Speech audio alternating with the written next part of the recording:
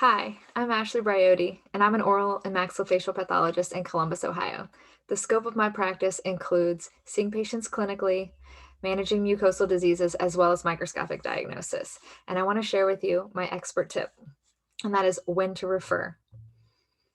So when we're talking about referring oral pathology to various specialties, you want to think about referring to either an oral surgeon, a periodontist, or an ENT when we're talking about clinical lesions. If they're in the bone, then possibly an endodontist or other specialist.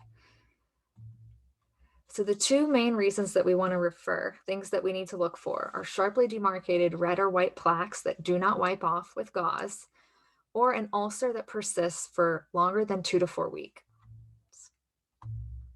This is an example of a sharply demarcated white lesion. You can see that the borders of this are very apparent, and if you had a mental pencil, you could draw right where the margins stop and start of this white lesion.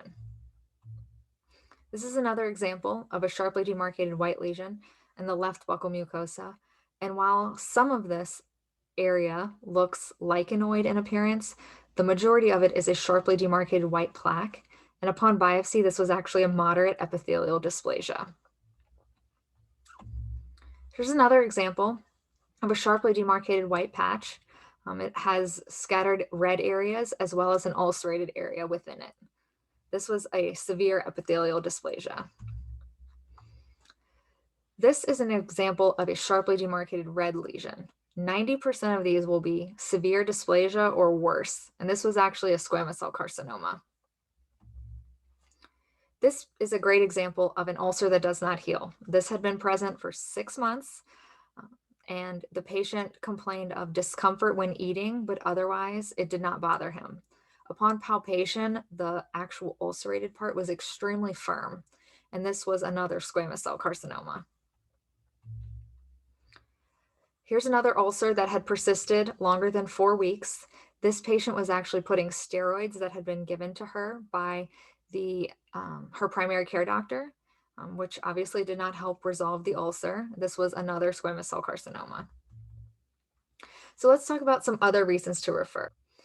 We want to refer to ENT in particular anytime your patient has a knot in their neck or a bump that they may notice, a sore throat that lasts longer than 6 weeks, voice changes, or trouble swallowing.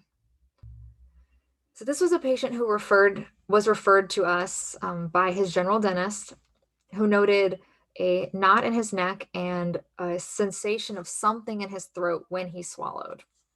He had noted this a year prior while shaving. He brought it up to his primary care doc, who told him not to worry about it. But you can see here, there is a probably 2 centimeter lymph node in this area. And this is actually metastatic squamous cell carcinoma from the left tonsil. So in review, we want to refer anything sharply demarcated red or white that does not wipe off with gauze, or an ulcer that persists for longer than 2 to 4 weeks after removing the irritating factors, such as maybe a sharp tooth in the area, things like that. And when we refer our patients, we want to refer them to either oral surgery, perio, or ENT. Thank you.